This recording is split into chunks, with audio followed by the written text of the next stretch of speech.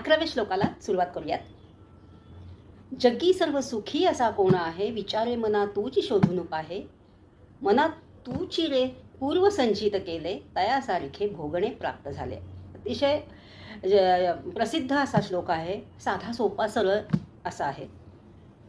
आपण आत्ता मानसिकतेच्या स्तरावर आपलं मन कसं काम करतं त्या स्तरावर आपण हे मनाचे श्लोक बघतोय. त्या अनुषंगाने आपण याचा विचार करूयात की काय म्हणतात समर्थ, की सुखी कोणी नाही आहे हे बघ तू आजूबाजूला. हे आजूबाजूला बघायची का वेळ आली मनावर? कारण मन कुठेतरी खट्टू आहे, मन कुठेतरी दुःखी आहे. मग मनाला समजावतोय आपण. तर सगळेजण तसेच आहेत. तर इथे काय करायचं आहे माहिती आहे का? ते कमी आहे ना ते हायलाईट नाही करायचं आहे. किती शुभ्र कागद आहे हे आपण बघायला सांगितलं तर तो खरंच शुभ्र आहे का बघायला मन लागतं. तिथं कुठेतरी काळा ठिपका आहे का, शाई सांडली आहे का? मनाचा स्वभाव येतो इथे. त्या मनाच्या स्वभावावर आपला तो विषय आहे. मनाच्या स्वभावावर रामदास स्वामी अंगुली निर्देश करतात असं मला वाटतं की मला दुःख आहे हे तुमचं मन तुम्हाला दाखवून देत आहे सारखं.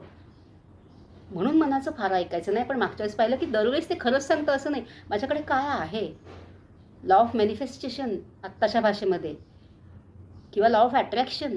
चांगल्या गोष्टी मागा, चांगल्या गोष्टी आहेत त्याच्याबद्दल ग्रॅटिट्यूड ठेवा. तसं तर मग दुःख कधीच संपणार नाही आपल्याला माहिती आहे.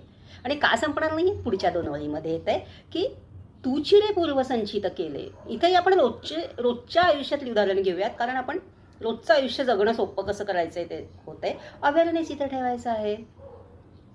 काल मी भेळ खाल्ली, मला खूप छान वाटलं. पण छान वाटलं म्हणून मी अजून दुसऱ्यांदा भेळ खाल्ली. माझं पोट भरलेलं होतं तरी खाल्ली.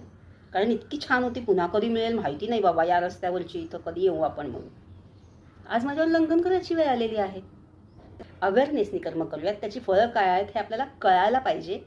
आणि ते आपल्याला दृष्टीपथात आपण ठेवलं तो अवेअरनेस की आपल्या कर्मावर आपोआपच अंकुश बसेल आणि आपण योग्य ती कर्म जास्तीत जास्त करण्याच्या मागे लागू असं मला वाटतं. 11व्या श्लोकामध्ये आपण हे शिकलो. अवेअरनेस, कर्मामध्ये अवेअरनेस आणि सुखाकडे फोकस, चांगल्या गोष्टींकडे फोकस. थँक्यू.